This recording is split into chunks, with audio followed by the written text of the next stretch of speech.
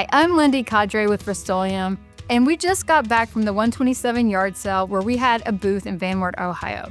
We encourage people to come and bring the treasures that they found, talk about what products that they can use on them, and how to use them. One of the biggest questions I had was how to use spray paint. So I found this piece. It's got a nice heavy marble top. You open the drawer, it's got that nice dovetail wood in the drawers. It's solid wood. So I thought this would be perfect to flip and to show you guys how to use spray paint. Let's get started.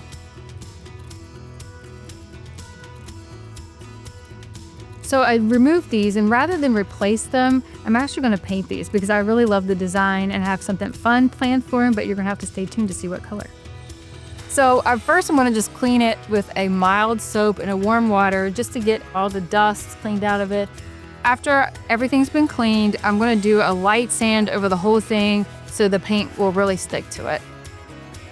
Okay, so it's been cleaned, lightly sanded. Now I'm just going to use a lint-free cloth just to dust off any of that extra dust from the sandpaper, and we are ready to paint. So for this project, I chose the low odor paint in matte blackout. I want that nice matte finish, and I feel like the black is really dramatic. I like low odor because it is less odor than your traditional spray paint. It's water-based, so cleanup is really easy and it won't mess up your manicure.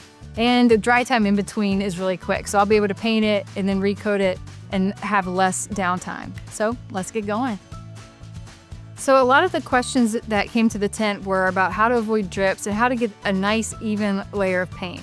So for me, I try to stay about 8 inches away, and then I want to go left to right in one smooth stroke. That will give you that nice even coverage. So when we were doing the demos, I saw a lot of people wanting to spray like this. And that's not going to give you the nice smooth line and smooth coverage, and it can also cause a lot of drips, so we don't want to do that.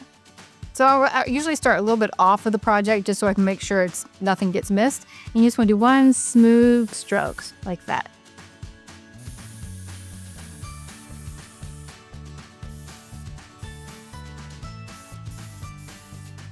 This looks like a pretty good first coat to me. I'll be right back to recoat it.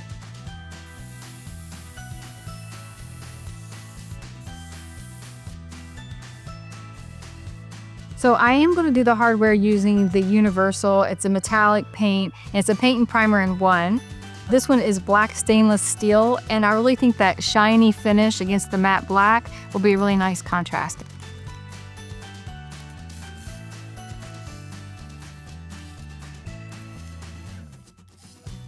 See, that is beautiful. I am really pleased with how this turned out. The paint coverage is good. It's very smooth. I don't see any drips at all. Hopefully the tips I shared with you guys today were helpful, and this is something you can do at home too.